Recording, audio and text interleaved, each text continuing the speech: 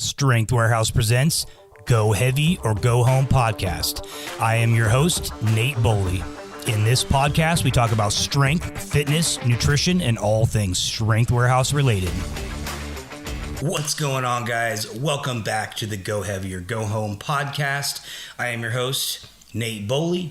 In today's episode is an episode that I have been putting together in my mind over the last couple of weeks after I completed the International Powerlifting League Worlds Championship here in Eugene, Oregon. First of all, I wanted to say the meet directors, Pete and Mike, they did an amazing job. They picked a great venue. They had just a spectacular setup for the meet, and it really shows when somebody puts in effort and time and money and all this type of stuff, and getting the right staff to help the meet. We had just an amazing group of referees there. It was just so awesome. All the local Oregonians were there. There's a bunch of guys out of California, a bunch of guys out of Montana, and everybody was just super nice. And we had a bunch of national referees and a bunch of international referees, which as of December, the end of December, I should be being in the international referee status as well. But it just shows when you have the passion for the sport, what can come of the event after that. And that's when Megan and I run our events. We strive for that same level of professionalism and just passion for the sport.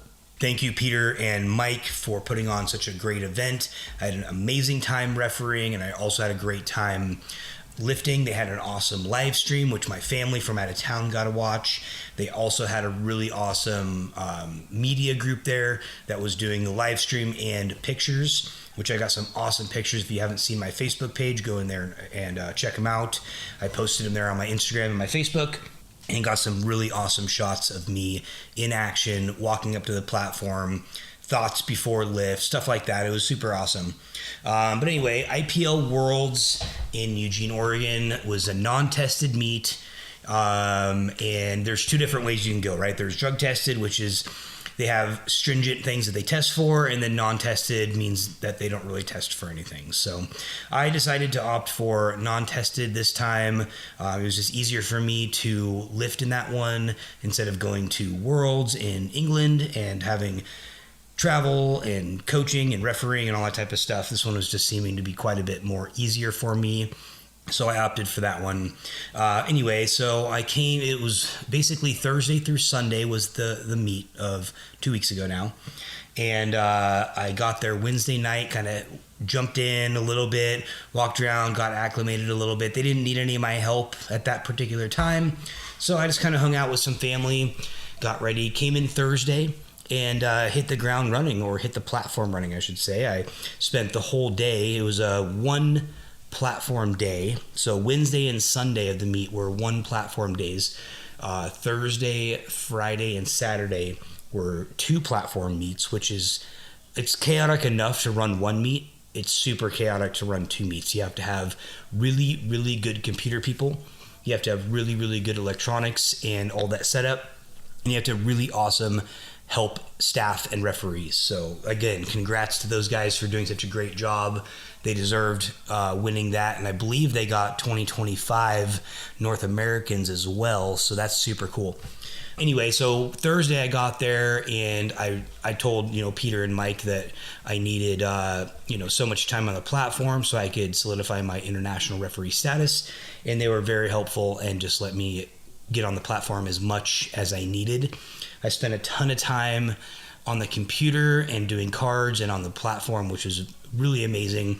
I got to meet some really awesome referees. We had a great time, and we just like to joke around and have a good time and also be serious. And, when it's time to be serious, it's time to, put your nose to the grinding stone, and put in work. So anyway, congrats to all the referees there. We did an amazing job. Friday, I came in a little late to the refereeing status. It was a two-platform day. I had to weigh in. So typically in a USPA meet, you can weigh in up to 24 hours before you lift, right? So the meet started for me at 9 o'clock on Saturday. I was able to weigh in by about 10:30. got weighed in, was well within my weight class. I was about I was weighing into the 100 kilogram class. So that's 100 kilograms down to 90 kilograms. That's the weight class. And I was in 97.4, I think it was. So I still had several pounds to go before I hit that 100 kilo mark. 100 kilos for us Americans is 220 pounds. So weighed in by my one of my friends and colleagues in the referee world, Alex. Super awesome, did a great job. Everything went well. Got my gear checked in, got all my IPL, USPA memberships, all that stuff, all the technical stuff that you have to do when you go into a meet. One thing that's changed, well, I guess it hasn't changed, but it's for IPL, is they don't have an approved gear list. They just have a suggested gear list, and then it has to meet specific parameters. So that's the way that USPA will go after January 1st. They will just be a recommended gear list, and they will have just specifications that you have to go by. So anyway, got everything checked in. It was super awesome. And I was already in my ref costume, my monkey suit, as I call it. I jumped right back in, and I was just like, hey, what do you guys need me to do? How can I help? I know you guys got two platforms going. Some of the meet directors had said that they might be a little bit shorthanded, so I just wanted to make sure I was available for any of that. So I ended up getting 3 or 4 rounds on the platform and then 2 rounds on the cards. That was super awesome. Just gave me enough to kind of solidify that international referee status. And then I was off to the races, went and hung out with some family, ate some food, and kind of just put my mind at ease for the powerlifting meet the next day. Went home, hung out with some more not home. I went to my brother and sister-in-law's house, stayed there, which is about 30 minutes away from the powerlifting meet, and got up in the morning and hightailed it to the meet. Hung out for a little while. I was in Flight C, so if you guys don't know how powerlifting goes, they have what they call the round system, and it starts with what they call flights. Say there's 100 kilograms and 110 kilogram class men and women in on Saturday.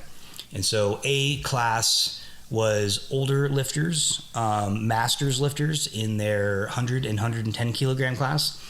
B was, again, same thing, little bit, or I think it was juniors in B. And then C was the open. And so I was in the open.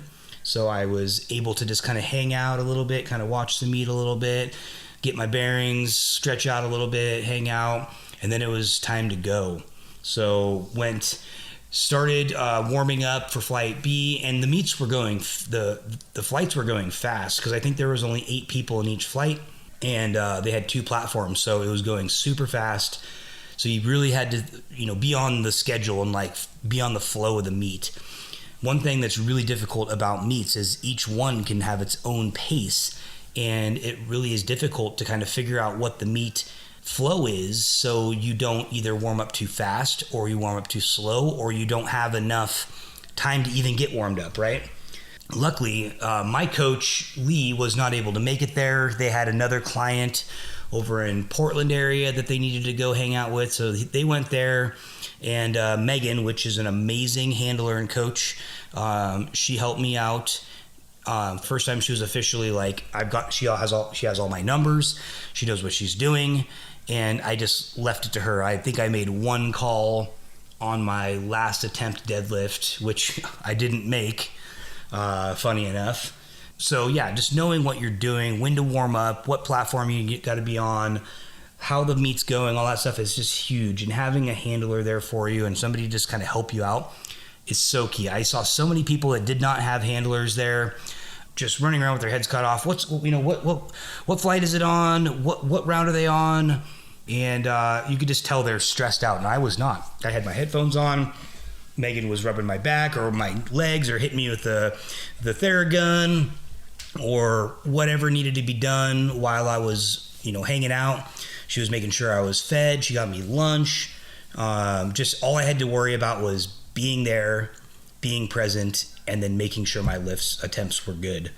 So squats happened. I started with a 396, and just so you know, I was planned on squatting, benching, and deadlifting quite a bit more than I did in the meet. but I had broke my foot, my left foot, halfway in between training sessions. I dropped a 25 kilo plate right on the top of my foot, breaking one of my metatarsals, which is very, very painful.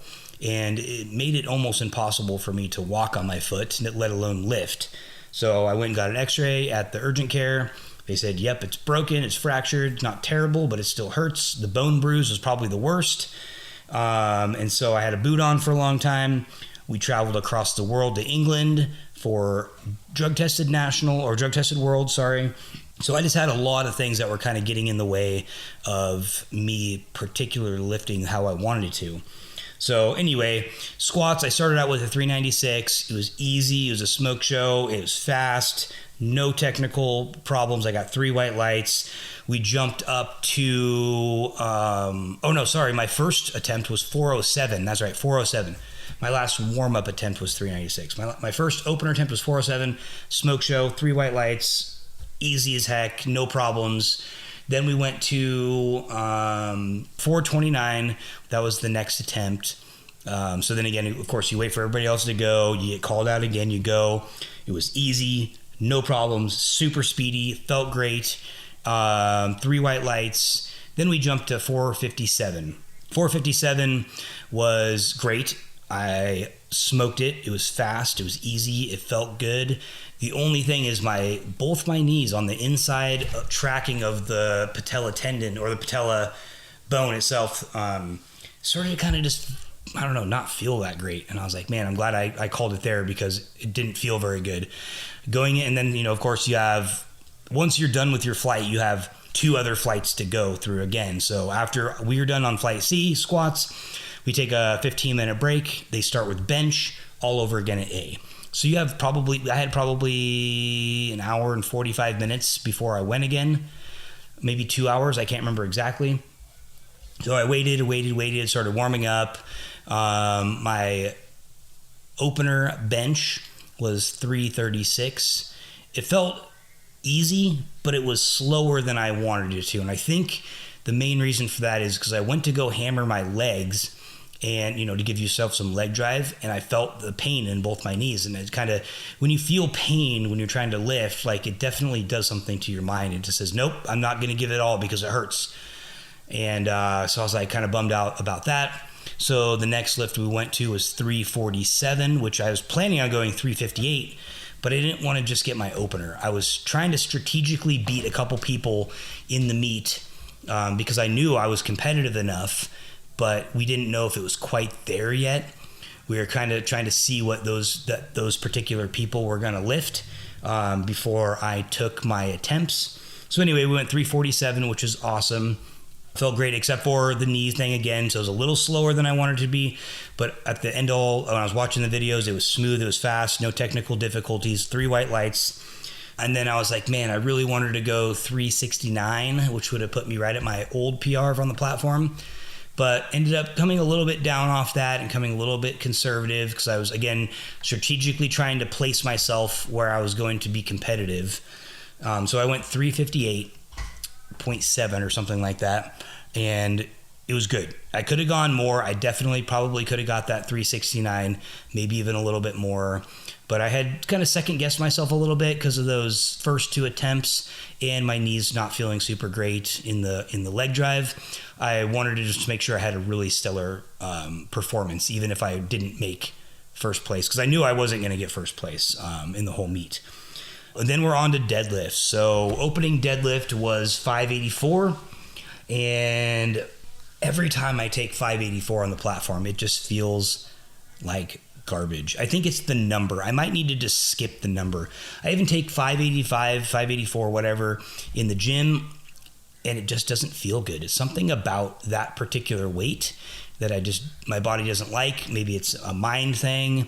A long time ago when I was in my mid-20s, I had pulled my bicep tendon doing a 585 pull, and I've failed on that lift many times before when I was younger. So maybe it's something about that kind of just, it's in my mind. Anyway, 584, it went up, it was easy, 3 white lights, but I made it look hard. I made it look harder than it needed to be, and it felt pretty heavy. So we took a pretty conservative jump and we went 6'11", which according to my coach in my attempt selection, I was supposed to go 6'17" or 6'28", depending on how it felt. Well, Megan and I took the executive decision on the day of the platform, decided that 6'11" was the next strategic jump, again, to put my total where I wanted it to be. And then that actually felt way better, which is funny because it's like, 37 pounds heavier than my last one. And I made it look easy and it felt lighter. So I was like, okay, I currently own the state record at 6'29" in this weight class. In world competitions, you are unable to chip, which is a 250 gram little weight, anything other than a world record. Well, I am nowhere near a world record. I think a world record in my weight and age category is in the almost 800 pound range. So there's no way I could do a chip. So you have to do 2.5 kilos above whatever the current record is. So I was like, okay, that's fine. I can do that. So that put me at 633. And I go out there, I get hyped up. I had my buddy slap me on the back. I'm having fun. I'm feeling good. I go to pull it. It comes off the floor easy. I mean, it flew off the floor, got to my knees, and that's where I felt like somebody turned on the magnets, like they were pulling the weight back down. And I struggled, and I started twisting to my right, which, if anybody knows, loading your spine and starting to twist it is not a great way to be. So as soon as I kind of felt that I was doing that, I decided it wasn't worth it for me to be injured, and so I just put it back down.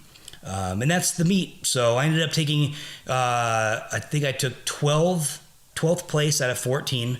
So I didn't take last, which was one of my goals. My 4 main goals were to not get hurt, to not take last place, to PR my total, and to have fun. And I accomplished every single one of those. I PR'd my total, my best total, by 22 pounds.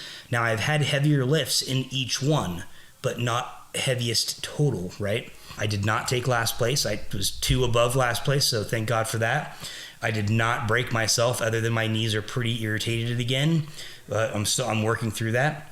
And I had a lot of fun. So that's all you can really expect from something like that. When the biggest thing for me was those 4 goals, and then just to do it, because I know there was a lot of adversity this powerlifting meet, and I knew I wasn't going to give my best performance, but I didn't want to give up on it. I wanted to just let it go, see what happens, have a great time, get some more experience at a world level meet where there's lots of guys in my category. And just wanted to see where I stacked up, even if I didn't have an optimal training, even if my knees were hurting me, even if I coached or refereed for 2 days prior than that and didn't just rest like everybody else.